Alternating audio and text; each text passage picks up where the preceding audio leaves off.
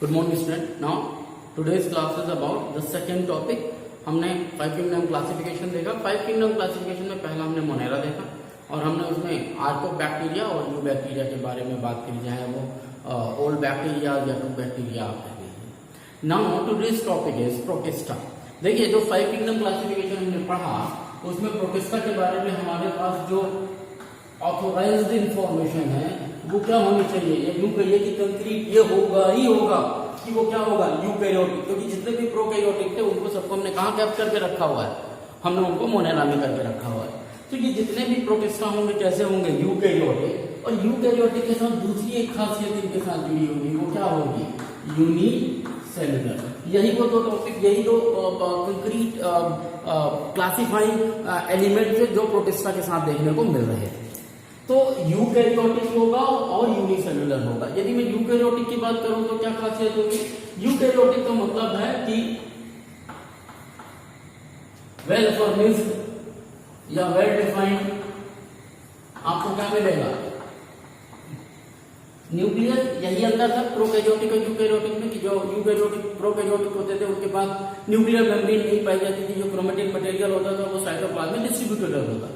यहाँ पर well defined nucleus का मतलब भी यही है कि जो न्यूक्लियर मटेरियल है क्रोमोसोम्स है वो एक वेल डिफाइंड स्ट्रक्चर में क्या होंगे, कवर्ड होंगे. उस स्ट्रक्चर का नाम न्यूक्लियर मेम्ब्रेन. दूसरा यूनिसेलुलर. यूनिसेलुलर का आप दूसरे शब्दों में कह सकते हो single cell, not more than one cell. यानी एक सिंगल सेल जहां पर अपनी पूरी एक लाइफ सर्वाइव कर सकता है, जिसको और दूसरे सेल की जरूरत नहीं है. एक इंडिविजुअल अपने आप में सिंगल सेल में पूरी पूरी लाइफ सस्टेन होती है, उसको कहते हैं यूनिसेलुलर. इसके बाद और कोई भी तरीके की चीजें देखने की जरूरत नहीं. यदि दो क्राइटेरिया मैच करता है तो वो प्रोटिस्टा में जाए. अब क्योंकि यहां पर इसके आगे जितने भी देखिए यूकैरियोटिक में, क्योंकि यदि प्रोकैरियोटिक तब तो मोनेरा में जाएगा, लेकिन यदि यूकैरियोटिक है तो वो फंगस भी हो सकता है, वो प्लांट भी हो सकता है और वो एनिमल भी हो सकता है. तो दरअसल प्रोटिस्टा के जितने भी ऑर्गेनिज्म हैं वो कहीं ना कहीं आपको मिलते हुए दिखेंगे. किससे?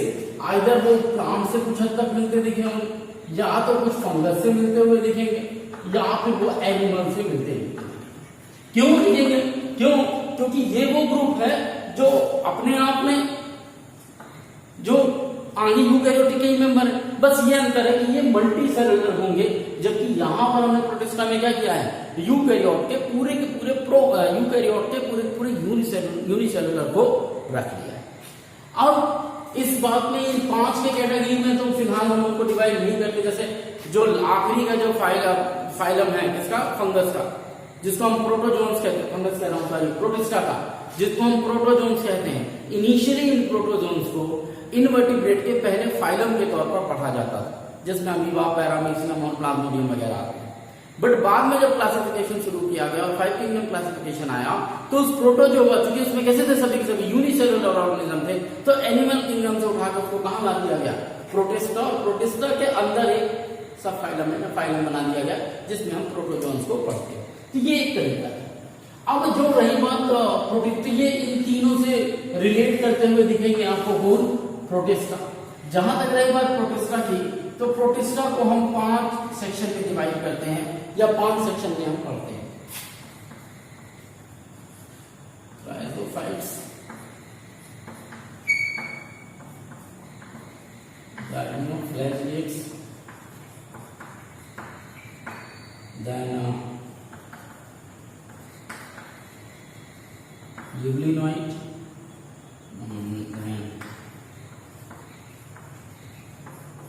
molds and last is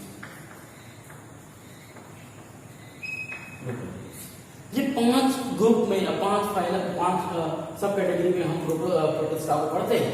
अब आप ये ध्यान रखिएगा कि जब आप शुरू से ऊपर से नीचे की तरफ आएंगे तो आपको जो कैरेक्टर देखने को मिलेंगे, इस तरफ आपको ज्यादा प्लांट लाइक स्ट्रक्चर दिखेगा और यहाँ तक पहुंचते पहुंचते आप कहाँ जाएंगे, एनिमल. मतलब कि यहाँ आप देखेंगे क्राइसोफाइट, अगर हम एक एक के बारे में बात कर रहे हैं तो आप देखेंगे कि जो क्राइसोफाइट्स है वो ज्यादातर प्लांट की तरह बिहेव करते हुए दिखेंगे. क्लोरोफिल पाया जाएगा, फोटोसिंथेटिक स्ट्रक्चर होगा. जब आप डायनोफ्लैजिएट्स में आएंगे यहाँ पर भी ये सिचुएशन ऐसी ही मिलेगी कि यहाँ पर भी ये फोटोसिंथेटिक है, या यूं कहिए कि इनमें फोटोसिंथेटिक पिगमेंट मौजूद है. और जैसे आप यूग्लाइन में आते हैं तो यहाँ पर आपको ट्रांजिशन फेज देखने को मिलेगा। यूग्लाइन में क्या ट्रांजिशन फेज है, यहाँ पर फोटोसिंथेटिक पिगमेंट भी मौजूद है, पर जब लाइट नहीं मौजूद होती यूग्लिना को, या यूग्लिनाइट में जब लाइट की एबिलिटी नहीं हो पाती, ऐसी कंडीशन में ये बाय नेचर हेटेरोट्रॉपिक में कन्वर्ट हो जाते हैं। मीन्स ये दोनों तरह की क्लाइंट दिखते हैं, प्लांट की तरह भी और एनिमल की तरह। स्लिम मोड्स हो गए, ये भी जो है जो इनमें थोड़ा थोड़ा एनिमल कैरेक्टरिस्टिक आता है। और जब आप प्रोटोजोअन्स आएंगे तो आपने प्रोटोजोअन्स में लोअर क्लासेस में पढ़ा है अमीबा के बारे में, आपने पढ़ा है पैरामीशियम के बारे में, आपने पढ़ा है ट्रिपेनोसोमा के बारे में, और साथ ही साथ आपने प्लाज्मोडियम जो कि मलेरिया कॉज करता है उसके बारे में। ये सब प्रोटोजोन्स में आते हैं। किस कैटेगरी में, तकरीबन एनिमल के ढेर सारे बिहेवियर को ये रिप्रेजेंट करता है। तो ये एक ऐसा फाइलम है जिसमें आपको प्लांट के भी कैरेक्टर मिलेंगे और एनिमल के भी कैरेक्टर मिलेंगे। इसी तरीके से आप देखिएगा तो सेल वॉल को लेकर यहाँ पर काफी यहाँ दोनों जगह आपको सेल वॉल मिलेगी, ठीक है ना, डायटम्स में मिलेगी, डायनोफ्लैगेल्स में मिलेगी, यूग्लिनाइड में आते आते भी सेल वॉल पाई जाएगी। लेकिन जैसे आप स्लिम मोड में पहुंचेंगे तो यहाँ पेरिकल हो जाएगी, यहाँ पर भी स्लिम मोड में पहुंचेंगे। तो ये जो चेंज हो रहा है इनके बॉडी में, और धीरे धीरे ये इसलिए हमको ऐसा देखने को मिल रहा है क्योंकि पहले ये किसमें पढ़े जाते थे, प्लांट में पढ़े जाते थे, फंगस में पढ़े जाते थे, ये किसमें पढ़े जाते थे, एनिमल में पढ़े जाते थे। बाद में हमने जब 5 में क्लासिफिकेशन किया, हमने कहा प्रोटिस्ट में सभी के सभी यूकेरियोट और यूनिसेलुलर को एक साथ रखना, इसलिए ये इस ग्रुप में आते हैं कि इनमें फोटोसिंथेटिक भी मिलेंगे आपको और हेटेरोट्रॉपिक भी देखने को मिलेंगे। अब मैं एक एक डायनोफ्लैगेलेट्स को लेकर, फोटो और क्राइसोफाइट्स को लेकर एक एक के बारे में हम डिस्कस करते हैं, ठीक है ना, और कोशिश करते हैं कि आपको उसके बारे में भी कंप्लीट डिटेल इंफॉर्मेशन दे पाए। To avoid more time in writing work, I have written it out and then I will explain each and every concept. एक बहुत ज्यादा वक्त लग जाता है और बेकार में वीडियो की लेंथ जो है वो काफी बड़ी हो जाती है। देखिए क्राइसोफाइट्स के लिए मैं बात करूं तो group includes diatoms and blue green alga. कहीं यहाँ बुक में आपको मिलेगा गोल्डन एल्गा, ये भी इसी में आता है, golden alga, blue green alga, diatom, ये खासकर डाइटोम्स इनके जो sole member presenting fresh water as well as marine, दोनों जगह मौजूद है। क्योंकि अभी आप ये समझिए कि प्रोकैरियोट से थोड़ा थोड़ा धीरे धीरे बढ़ने की कोशिश हो रही है, तो दोनों जगह आपको फ्रेश वाटर में मिलेंगे, मेराइन में मिलेंगे। माइक्रोस्कोपिक, क्योंकि यूनिसेलुलर पहले हमने कहा कि ये यूकैरियोटिक के यूनिसेलुलर, तो अब सिंगल सेल की साइज बड़ी भी हो सकती है, छोटी भी हो सकती है, ज्यादातर ये कैसे है, माइक्रोस्कोपिक है एंड फ्लोटिंग इन वाटर। जितने भी प्लैंक्टॉन्स आप देखते हैं, देखिए दो तरीके का वर्ड यूज होता है, प्लैंक्टॉन और जू प्लैंक्टॉन। जू प्लैंक्टॉन मींस एनिमल वेराइटी और प्लैंक्टॉन का मतलब होता है, फाइटोप्लैंक्टॉन का मतलब होता है प्लांट वेराइटी। तो प्लैंक्टॉन का मतलब होता है पानी में के धारा में या वेव में जो है तो फ्लोट करने वाला तो प्लैंक्टॉन। मोस्टली फोटोसिंथेटिक, मैं ये वर्ड यूज कर रहा हूँ मोस्टली क्योंकि हो सकता है आपको एक आध ऐसा मिल जाए जो हेटेरोट्रॉपिक होगा, तो आप ऐसा मत समझ लीजिए कि इसको मतलब क्राइसोफाइट का सब गड़बड़ होगा। वैसे भी बहुत गिनती के कुछ ही सदस्य, तो मोस्टली कैसे हैं फोटोसिंथेटिक है, means they having photosynthetic pigment on them and through the help of this they can prepare their own. अब बात आती है डायटोम्स की, जो इनके सोल मेंबर हैं। Diatom cell wall made up of silica and indestructible. Silica समझते हैं, रेत जो होती है एक तरीके की, जो आपके घर के बाहर दिखती है, यही एक तरीके का सिलिका का ही कंपोनेंट है। तो सिलिका का बना होता है और इंडस्ट्रिबल, तोड़ तोड़ना बहुत पॉसिबल नहीं होता, तो सिलिका का बना होता है। After death they left large deposit of cell wall. अब चूंकि ये छोटे छोटे स्ट्रक्चर हैं, अभी छोटे छोटे स्ट्रक्चर माइक्रोस्कोपिक, जब ये डेड हो जाएंगे तो इनके ऊपर जो एक इस तरीके से आप जैसे साबुन का डब्बा होता है ना, कुछ उस तरीके से इनकी खोल होती है, जैसे जो इनका जो कवर होता है, जो सेल वॉल होती है, जो किसकी बनी होती है, सिलिका की। तो जब इनकी डेथ हो जाती है तो ये जो लार्ज डिपॉजिट है सेल वॉल का वो इकट्ठा हो जाता है। अब यदि ये बहुत बड़ा हो तो अलग अलग से दिखे, लेकिन इनकी साइज बहुत छोटी होती है और उसी से बनता है क्या, डाइटोमेशियस अर्थ। कई बार क्वेश्चन आया है, diatomaceous earth is composed of which component? The answer is cell wall of diatoms या deposit of cell wall of diatom या सिलिका। डिपेंड करता है कि क्वेश्चन किस कॉन्टेक्स्ट में पूछा जा रहा है। तो ये होते हैं, और चूंकि मैंने जैसे पहले कहा बहुत छोटा छोटा स्ट्रक्चर, आप किसी छोटी छोटी चीज को इकट्ठा कर दीजिए तो आप पाएंगे कि उनकी जो सरफेस होगी बहुत ज्यादा क्या होती है, खुरदुरी होती है। घर में महिलाएं घर में क्या नाम से एक पत्थर का यूज करती हैं हाथ पर रगड़ने के लिए, तो उसमें देखिए बड़े छोटे छोटे स्ट्रक्चर मौजूद होते हैं जिनके कारण वो सरफेस कैसी हो जाती है, खूब खुरदुरी हो जाती है। तो ये डायटोमियस अर्थ ही होती है। बट आगे मैं जो कहना चाह रहा हूँ, बीइंग ग्रिटी यूज फॉर, चूंकि बहुत खुरदुरा होता है, बहुत छोटे छोटे पार्टिकल मिलकर बने होते हैं, पॉलिशिंग करने का काम, किसी चीज को पॉलिश करने का काम। आपने देखा होगा आप कोई घर में काटने वाला जो औजार होते हैं, कोई भी औजार मान लीजिए, चाकू है या कुल्हाड़ी है, उसको जब शेप देना होता है या उसमें धार बनानी होती है, तो वो क्या करते हैं, एक पत्थर होता है जो थोड़ा सा खुरदुरा होता है, उसके ऊपर धार बनाई जाती है। तो ग्रेटिंग करने के लिए या ग्रेटिंग जो बीइंग ग्रिटी है उसके कारण क्या होता है, वो पॉलिश करने का काम आता है, plus filtration of oil and syrup. क्योंकि फिल्ट्रेशन की प्रोसेस होती है बड़े आसानी से, इसलिए ऑयल और सिरप को फिल्टर करने में भी इसका यूज होता है। लास्ट पॉइंट बड़ा इंपॉर्टेंट है, चीफ प्रोड्यूसर ऑफ अर्थ। आपकी जानकारी के लिए बता दूं, 40% जो फोटोसिंथेटिक प्रोडक्ट है, या यूं कहिए कि जो ऑक्सीजन है उसको कौन बनाता है, डायटोम्स बनाते हैं। सो अर्थ में बहुत ज्यादा रोल है इनका। 20% कार्बन डाइऑक्साइड को ट्रैप करना और उसको यूटिलाइज कर लेना, ये डायटोम्स का काम है। इसलिए भी ये डायटोम्स जो हैं, ये यहाँ क्राइसोफाइट्स काफी इंपॉर्टेंट रोल प्ले करते हैं, although they have a microscopic structure. हो आपकी बात समझ में आ गई हो। जैसा कि मैंने पहले कहा, जो नेक्स्ट था वो क्या था, डायनोफ्लैजियल्स। अब इससे पहले क्या था, क्राइसोफाइट्स। क्राइसोफाइट में हमने देखा कि वो फ्रेश वाटर और मेराइन दोनों में सर्वाइव करते थे। डायनोफ्लैजियल्स फ्रेश वाटर में आपको नहीं मिलेंगे, कहाँ मिलेंगे, मोस्टली मेराइन वाटर में मिलेंगे। बाय नेचर एबी फोटोसिंथेसिस, मैंने कहा था कि मैंने ऊपर से जो बनाया था क्राइसोफाइट, डायनोफ्लैजियल, यूग्लिनोइड्स, नेमोड, मैंने कहा था ऊपर की तरफ आपको प्लांट के कैरेक्टर ज्यादा देखने को मिलेंगे, बीच वाले प्लांट और एनिमल मिक्स, और आखिरी वाले आपको एनिमल के कैरेक्टर। तो यहाँ पे भी आपको क्या मिलना है, मोस्टली मेराइन और कैसे हैं, photosynthetic. Formed in many colour option. Many colour option का मतलब ये हो गया कि अलग अलग कलर में आपको ब्लू कलर के मिलेंगे, ग्रीन कलर के मिलेंगे, ब्राउन रेड कलर के मिलेंगे। दरअसल ये इनमें जो कलर होता है वो पिगमेंट के कारण होता है जो इनके अंदर मौजूद होता है। सेल वॉल, वहां पर सिलिका की बनी थी, स्ट्रिप थी, बहुत हार्ड स्ट्रक्चर था जिससे डायटोमियस अर्थ बनती थी। यहाँ पर भी सेल वॉल स्ट्रिप है, लेकिन कंपोजिशन किसका है, सेलुलोज प्लेट का, यानी स्ट्रिप है बट फॉर्मेशन किससे हुआ है, सेलुलोज प्लेट से हुआ। क्योंकि बाय नेम ही क्लियर है, डायनोफ्लैजियल्स, दो फ्लैजियल्स पाए जाएंगे, और डाई मतलब 2, फ्लैजियल्स 2 नंबर, डायन और नंबर फ्लैजियल्स यानी 2 नंबर फ्लैजियल्स पाए जाएंगे, 2 फ्लैजिला पाए जाएंगे। तो एक फ्लैजिला लॉन्गिट्यूडनली होता है, एक ट्रांसवर्सली होता है, तो 2 फ्लैजिला देखने को मिलता है। इस पूरे के पूरे टॉपिक में, इस पूरे के पूरे ग्रुप में आपको तो बहुत याद रखने वाली चीज है, वो है रेड डायनोफ्लैजियल्स। और रेड डायनोफ्लैजियल्स में भी नाम याद रखिए, गुनालेक्स।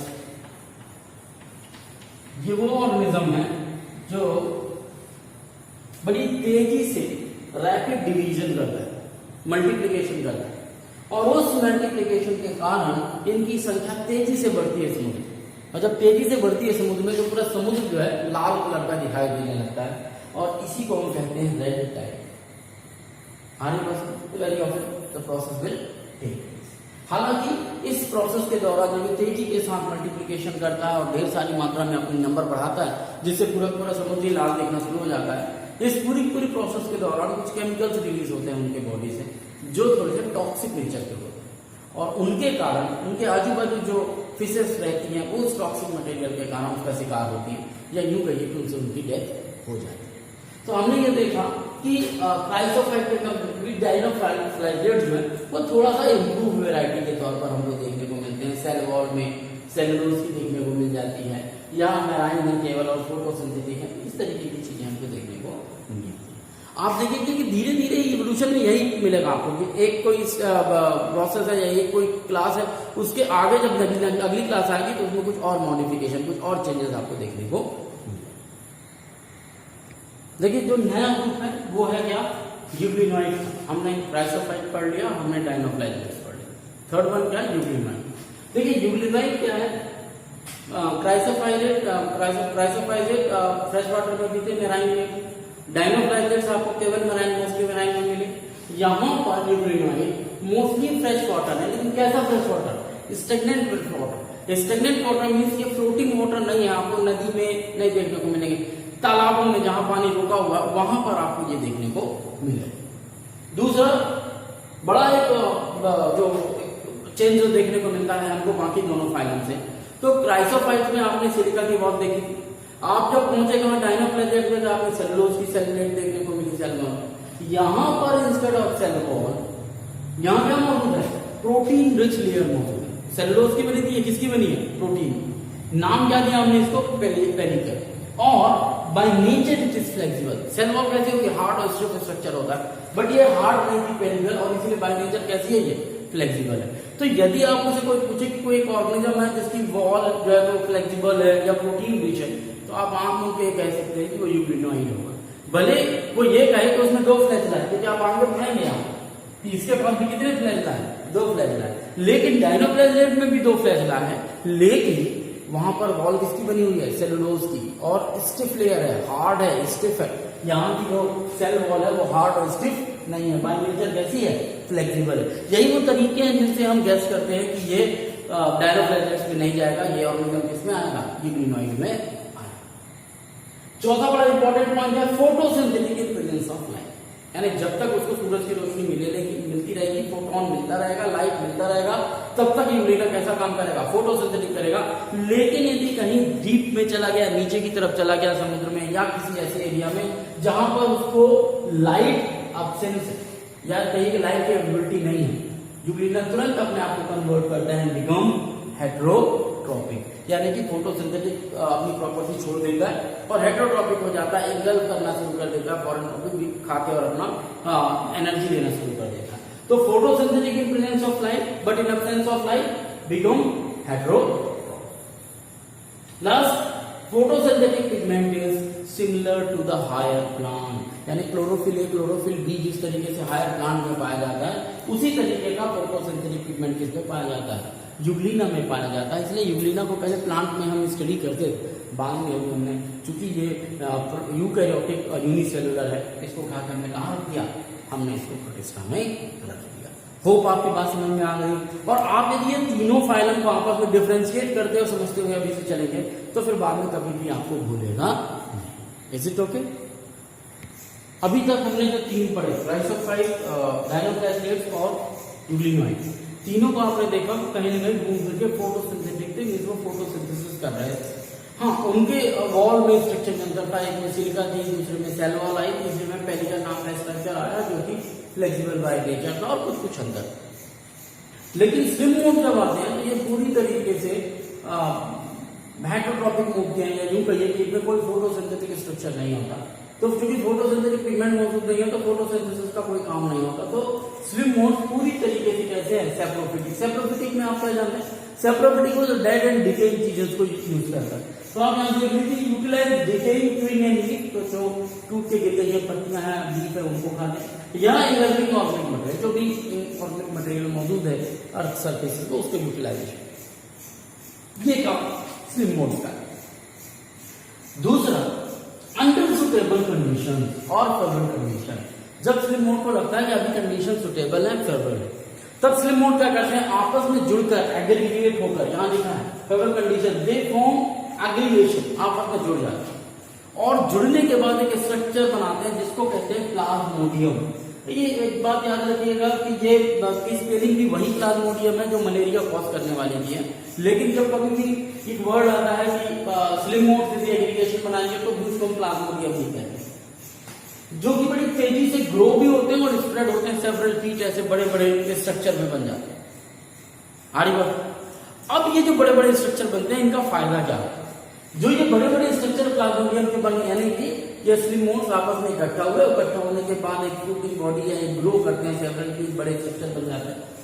और जब कभी भी अनफेवरेबल कंडीशन आती है तो ये डिफरेंशिएट होना शुरू, डिफरेंशिएट मतलब अपनी ही सेल को डिवाइड करते हैं, डिफरेंशिएट करते हैं, ये हमने पढ़ा है पिछली क्लास में।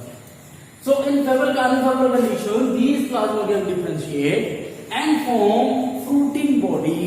फ्रूटिंग बॉडी मींस ऐसे स्ट्रक्चर जिनसे एक न्यू ऑर्गेनिज्म का फॉर्मेशन हो सके, यानी सीड की तरह फॉर्मेशन करते हैं, फ्रूटिंग बॉडी का फॉर्मेशन करते हैं। और ये फ्रूटिंग बॉडी क्या बियर करते हैं अपने साथ, स्पोर्स बियर करते हैं। जैसे हमने फंगस में देखा था, कभी आपने 10th क्लास में जो वेजिटेटिव प्रोपगेशन देखा था, इस तरीके से फंगस ब्रेड में ग्रो होते हैं और यहाँ पर एक स्ट्रक्चर बनाते हैं जिसको हम फ्रूटिंग बॉडी कहते हैं, जिसमें ढेर सारे स्पोर्स मौजूद होते हैं और जब ये ब्रस्ट होता है तो ये स्पोर्स निकल के दूसरे और जगह जहाँ पर फंगस का ग्रो या डेवलपमेंट करते हैं। तो ठीक इसी तरीके का ये जो एग्रीगेशन है स्लिम मोड्स का, जिसको हम प्लाज्मोडियम कहते हैं, ये ग्रो हुआ, स्प्रेड हुआ सेवरल फीट पे और इसी में डिफरेंशिएशन होता है। डिफरेंशिएशन मींस उसकी सेल डिवाइड होती है और स्पोर का फॉर्मेशन करती है। तो जो फ्रूटिंग बॉडी होती है वो स्पोर का फॉर्मेशन करती है। अब ये कब करती है, अंडर अनफेवरेबल कंडीशन, तो स्पोर तो बन गए। अब बात आती है सर जब कंडीशन ही फेवरेबल नहीं है तो स्पोर बनाने का मतलब क्या। दरअसल जब तक फेवरेबल कंडीशन है तब तक वो इस स्टेज में अपना ग्रो कर रही है और साथ साथ एग्रीगेशन बना रही है, प्लाज्मोडियम बना रही है। लेकिन जैसे ही इनको कंडीशन फेवरेबल नहीं मिलती, अनफेवरेबल कंडीशन होती है, तब ये आपस में जुड़कर काम करती हैं और तब अनफेवरेबल कंडीशन में उनके बॉडी में डिफरेंशिएशन होता है और स्पोर का फॉर्मेशन होता है। ये जो स्पोर बनते हैं इनके पास ट्रू वॉल होती है और वो ऐसी वॉल होती है कि जिनको सर्वाइव करा सके ढेर सारे साल। कब तक, जब तक कि फेवरेबल कंडीशन स्पोर्स के लिए नहीं हो जाती, क्योंकि जब तक स्पोर को ग्रो होने के लिए फेवरेबल कंडीशन नहीं होगी, यदि तब तक उससे पहले उसकी सेल वॉल डिस्ट्रॉय हो गई तो वो ऑर्गेनिज्म खत्म हो जाएगा। So survive many year under adverse condition, कितने भी सालों तक अनफेवरेबल कंडीशन चलती रहे ये सर्वाइव करता है। ये जो स्पोर होंगे ये डिस्पर्स होते हैं एयर करंट के थ्रू और जैसे ही start functioning when condition favourable, ये मूव करते रहते हैं, यहाँ से वहां हवा से उड़ते रहते हैं और जहां भी इनको फेवरेबल कंडीशन मिला वहां ये ग्रो होना शुरू हो गया। तो ये स्लिम मोड की खासियत है। तो पहली बात तो है कि फोटोसिंथेसिस मतलब प्लांट से हटके, दूसरा इस एट्रोफिक डेड एंड डिकेइंग चीजों को इंगल्फ करते हैं। फेवरेबल कंडीशन में आपस में जुड़कर एक एग्रीगेशन बनाते हैं, प्लाज्मोडियम कहलाता है, वो ग्रो होता है फ्रूटिंग बॉडी में डिफरेंस, और जैसे अनफेवरेबल कंडीशन आती है तो डिफरेंशिएट भी होता है। डिफरेंशिएट होने के बाद एक फ्रूटिंग बॉडी बनाता है जिसके अंदर स्पोर्स होते हैं और ये स्पोर्स के जो सेल वॉल होती है उसको सर्वाइव कराती है कई साल तक, जब तक कि उनके लिए फेवरेबल कंडीशन नहीं आ जाती। और जैसे उनके स्पोर्स के लिए फेवरेबल कंडीशन आती है वो फिर से वॉल ब्रेक होती है, ये स्पोर्स बाहर निकलते हैं और स्लिम मोड उनके ऊपर फिर अटैक करते हैं। तो वो ये भी बात आपके समझ में आ गई होगी कि स्लिम मोड कैसे डिफरेंशिएट होता है। उधर वो तीन को आप प्लांट मान लीजिए, स्लिम मोड और प्रोटोजोआ भी जो मैं पढ़ाने वाला हूँ इनको एनिमल कैटेगरी से मान लीजिए, क्योंकि ये दोनों के दोनों फोटोसिंथेटिक नहीं है। देखिए प्रोटोजोआ के लिए मैंने पहले ही कहा कि ये कभी हमने खुद इसको एनिमल किंगडम में पढ़ा है या एनिमल माना जाता है। बाद में जब क्लासिफिकेशन थोड़ा सा चेंज हुआ तो ये माना गया कि क्योंकि ये यूकैरियोटिक का यूनिसेलुलर है इसलिए इसको प्रोटिस्टा में जाना चाहिए। जहां तक आप जितने भी प्रोटिस्ट देखेंगे वो सब के सब ऐसे हैं, हेटेरोट्रॉफिक है, they are depend on the other for their food. तो चूंकि फोटोसिंथेटिक नहीं है इसलिए प्लांट की कैटेगरी की तरफ नहीं जाता है। ज्यादातर आपको पैरासिटिक मिलेंगे, नहीं तो डिसीज कॉजिंग मिलेंगे। दो में से एक कंडीशन आपको देखने को मिलेगी, प्रीडेटर देखने को मिलेंगे, पैरासिटिक मिलेंगे या प्रीडेटर मिलेंगे, इस तरीके की कंडीशन होगी। प्लस ये जितने भी हैं प्रोटोजोआ आपको जो देखने को मिल रहे हैं, ये देखने को मिल रहे हैं, ये क्या कहना चाहिए, रिलेटिव एनिमल्स, या आप कह सकते कि प्री लाइफ है किसकी, एनिमल है ना, प्रिमिटिव स्ट्रक्चर है किसका, एनिमल। जो सबसे ज्यादा इंपॉर्टेंट है, जो प्रोटोजोआ को हमने 4 भागों में डिवाइड किया है, वो डिवाइड किया है on the basis of locomotory organ. ये कई बार क्वेश्चन पूछा गया है कि प्रोटोजोआ को जो 4 भागों में डिवाइड किया गया है, एमीबॉइड, सिलिएटेड, फ्लैजिलेटेड, स्पोरोजोन, ये कौन सा बेसिस, किस बेसिस पर डिवाइड किया है, तो वो कौन है हमारा लोकोमोटरी ऑर्गन। अभी हम पढ़ेंगे एक एक करके प्रोटोजोआ में क्यों कौन सा लोकोमोटरी ऑर्गन, तो आपको समझ में आ जाएगा। अब ये कौन कौन से वो 4 ग्रुप हैं जिनमें हमने इनको डिवाइड किया, तो हमने डिवाइड किया है इनको amoeboid, then flagellated, then ciliated and last में आएगा स्पोरोजोन। तो यहाँ अमीबा जो इसका सोल मेंबर है, फ्लैजिलेटेड में आपको ट्रिपैनोसोमा मिलेगा, सिलिएटेड में आपको प्लाज्मोडियम मिलेगा और स्पोरोजोन्स में आपको प्लाज्मोडियम बोल दिया जाए सिलिएटेड में आपको प्लाज्मोडियम तो स्पोरोजोआ में आएगा। सीलिया मौजूद होते हैं, स्लीपर स्लिप स्ट्रक्चर होता है, क्या बोलते हैं उसको, पैरामीशियम, तो वो आपको देखने को मिलेगा।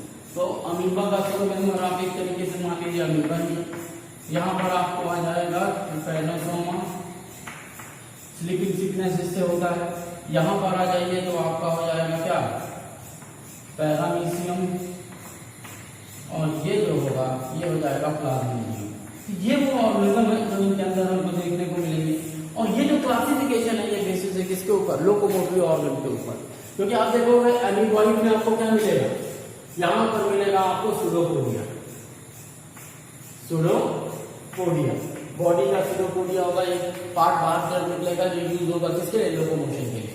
फ्लैजिलेटेड में आपको क्या मिलेंगे, फ्लैजेला, जिनकी मदद से ये लोकोमोट करेगा। सिलिएटेड में क्या मिलेंगे आपको, सीलिया। और जहां तक रही बात स्पोरोजोन्स की, तो ये अपने लाइफ में कहीं ना कहीं स्पोर्स में कन्वर्ट होते हैं, स्पोर फॉर्म करते हैं, क्योंकि पैरासिटिक है इसलिए इनको कहते हैं स्पोरोजोन्स। तो on the basis of locomotory organ इनको हमको क्लासिफाई करना है और पढ़ना है। हमको ये तो समझ में आ गया कि ये प्लांट का प्रोटोजोन्स में हेटेरोट्रॉपिक है, they are depend on the other for their food. कुछ ज्यादातर इनकी कैरेक्टरिस्टिक जो है वो एनिमल से मिलती जुलती आपको दिखाई देगी। अब देखिए ये मैंने चारों लिख रखे हुए, अमीबा, एमीबॉइड, फ्लैजिलेटेड, सिलिएटेड और स्पोरोजोन। जब मैं थोड़ी देर पहले आपको बताया उसी को मैंने रिकॉर्ड कर दिया। एमीबॉइड की मैं बात करूं, living fresh and marine and soil, कहीं पे मिल जाएंगे आप amoeba. Pseudopodia is used for locomotion and reproduction. आपको याद होगा हम कहते थे कि अमीबा का कोई डिफाइंड स्ट्रक्चर नहीं होता, एक न्यूक्लियस बना दीजिए, कोई भी स्ट्रक्चर बना दीजिए, क्योंकि साइटोप्लाज्म जिधर जाएगा उधर ये बढ़ जाएगा और इस तरीके का एक प्रोजेक्शन मिल जाएगा। इन्हीं प्रोजेक्शन को हम क्या कहते थे, सूडोपोडिया कहते थे। तो जो सूडोपोडिया होता था उसी से वो कैप्चर भी करता है प्रे को, वही उसके लोकोमोटरी ऑर्गन की तरह भी यूज होता है। मेराइन फॉर्म है सिलिका ऑन सरफेस। यदि आप कुछ मेराइन एमीबॉइड को देखें तो उनके शरीर के चारों तरफ सिलिका की डिपॉजिट आपको देखने को मिलेगी। और इंटरमोवा हिस्टोलिटिका है जो कि मेराइन ही है एक्चुअली में, और ये बाय नेचर कैसा होता है, पैरासिटिक होता है। बाकी आपको दूसरी वैरायटी इंटरमोवा हिस्टोलिटिका एक्चुअली में पेट में बीमारी कॉज करता है, जैसे स्टूल फॉर्मेशन या दस्त लगना, ये सब देखने को मिलते हैं हिस्टोरी में इंटरमोवा हिस्टोलिटिका से। तो अमीबॉइड स्ट्रक्चर है, मैंने जैसे पहले कहा कि लोकोमोटरी ऑर्गन के बेस पे पूरा क्लासिफिकेशन है। तो क्योंकि इनका लोकोमोटरी ऑर्गन सूडोपोडिया है तो इनको एक साथ करेंगे। दूसरा है फ्लैजिलेटेड। फ्लैजिलेटेड तो मतलब फ्लैजला हो। आप यदि आप एक ट्रिपैनोसोमा देखेंगे तो कुछ इस तरीके का होगा, इस तरीके का फ्लैजला निकला।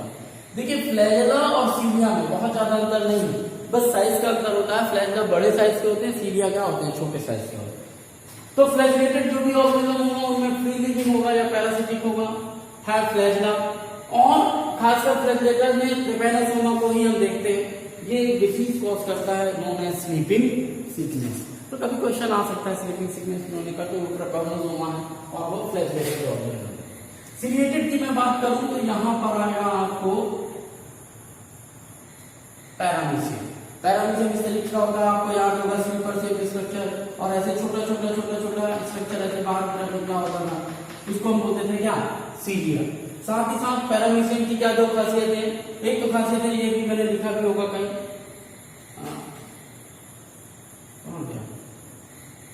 दे हैव, खैर आप नहीं आता, they are aquatic, cilia present all over the body, they have gullet that open outside। यहाँ पर आपने देखा होगा कि इस तरीके का स्ट्रक्चर बना हुआ रहता था जब आपने पैरामीशियम बनाया होगा। वो दरअसल वाटर करंट को अंदर आने देता था ताकि वाटर में डिजॉल्व जो भी चीजें होती थी न्यूट्रिटिव उसको एब्जॉर्ब कर लिया जाए, वो इसका काम करता था। प्लस पैरामीशियम की एक और खासियत होती है, पैरामीशियम में दो न्यूक्लियस पाए जाते हैं। कितने न्यूक्लियस पाए जाते हैं, दो न्यूक्लियस पाए जाते हैं, एक माइक्रो न्यूक्लियस एक मैक्रो न्यूक्लियस। तो कभी लाइफ के लिए याद रखिएगा, सिलिएटेड या पैरामीशियम इस नाम से भी जाना जाता है स्लीपर से। और लोकोमोशन किसके थ्रू होता है, सीलिया के थ्रू। ये दरअसल छोटे छोटे सीलिया जैसे नाव में पतवार चलती है ना एक साथ, आपने केरल वगैरह में देखा होगा, वो जो नाव की रेस लगाते हैं वो एक साथ 100 लोग यदि बैठे होते हैं लंबी सी नाव में, तो 100 लोगों के चप्पू जो है वो एक साथ आगे की तरफ जाते हैं और पीछे की तरफ लाते हैं। तो एक सीरीज में जब चलाई जाती है तो स्वाभाविक है नाव जो है तेजी से आगे की तरफ बढ़ती है। तो ठीक ये छोटे छोटे सीलिया एक साथ जब एक पर्टिकुलर डायरेक्शन में मूव करते हैं तो सीलिएटेड ऑर्गेनिज्म का मूवमेंट देखने को मिलता है। स्पोरोजोन्स की यदि मैं बात करूं तो मैंने पहले कहा कि ये स्पोर फॉर्मेशन करते हैं। Organism with spore like infectious stage, जैसे आप देखते हैं लाइफ साइकिल में मिल रही है किसी की तो उसको स्पोरोजोन्स कहेंगे। स्पोरोजॉइट वो स्टेज है जो कि इन्फेक्टिशियस स्टेज है, जो मॉस्किटो से हमारे बॉडी में एंट्री करती है, और वो प्लाज्मोडियम की इन्फेक्टिशियस स्टेज है। हालांकि प्लाज्मोडियम जो स्पोरोजोन्स है वो 4 वैरायटी में मिलता है, Plasmodium ovale, Plasmodium vivax, Plasmodium falciparum and Plasmodium malariae, जिसमें प्लाज्मोडियम फैल्सीफेरम जो है सबसे खतरनाक होता है। तो ये प्लाज्मोडियम का ग्रुप है जिसको हम स्पोरोजोन्स कहते हैं। ये चूंकि सबके सब यूनिसेलुलर है, यूकैरियोटिक है, इनको एक साथ एक ग्रुप में रखा गया है, उसका नाम था क्या, प्रोटिस्टा। आई थिंक कि अब आपको प्रोटिस्टा में कोई परेशानी नहीं होगी और आपकी बात भी, मेरी बात भी आपको समझ में आ गई होगी। Still if there is any doubt, कोई भी confusion, you feel free to ask any question. Okay, आज के लिए बस इतना ही। नेक्स्ट क्लास में बात करेंगे नेक्स्ट फाइलम के, शायद फंगस है तो फंगी के बारे में। Have a nice day.